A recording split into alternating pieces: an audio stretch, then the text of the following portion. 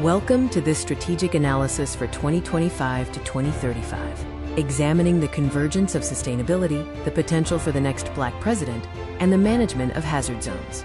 Sustainability has become a mandatory core strategy for global governance. This analysis explores how Black political leadership, represented by figures like Kamala Harris, Cory Booker, and Wes Moore, intersects with the urgent management of climate hazard zones, using the framework of the 4 seasons of change. Kamala Harris's climate legacy is tied to the Inflation Reduction Act. Her focus is shifting to climate equity, using the $27 billion Greenhouse Gas Reduction Fund to protect underserved urban hazard zones. Her political outlook faces tests from coastal insurance crises and meeting 2030 climate targets. Climate projections for 2025 to 2035 indicate reaching the $1.50 carat degree C dollar warming threshold, establishing a new normal of extreme weather. This accelerated warming and subsequent air stagnation pose significant public health risks, threatening urban hazard zones and stressing infrastructure through increasing volatility.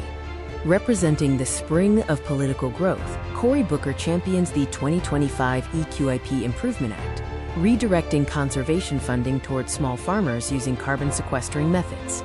He is bridging the rural and urban divide by addressing environmental justice in rural hazard zones. Green living has transitioned to a critical survival strategy, focusing on managed retreat and resilience hubs.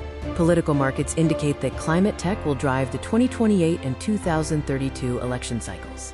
Household electrification is now a strategic move for energy independence and security against a fragile power grid. Governor Wes Moore represents the fall, leveraging successful state-level climate experiments like the Maryland Climate Corps. The Renew Act study is being used to quantify climate damage in hazard zones, creating a data-driven, quote, polluter pays framework. He is positioning Maryland's success as a national blueprint for resilience. The green tech market is projected to surge to over $200 billion by 2035, becoming a major economic engine. Venture capital is focusing on advanced energy storage and digital twin technology for real-time disaster response in hazard zones, creating millions of new jobs, many localized in high-risk areas.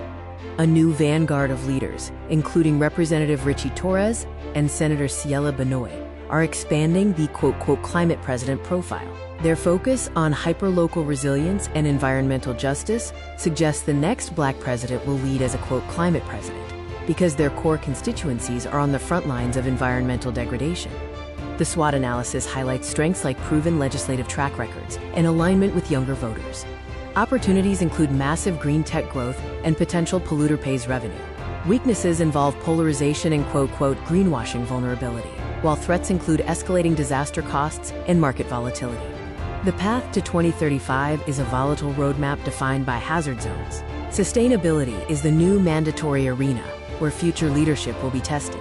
Success for the next generation of Black leaders hinges on their ability to transform vulnerable hazard zones into resilient zones.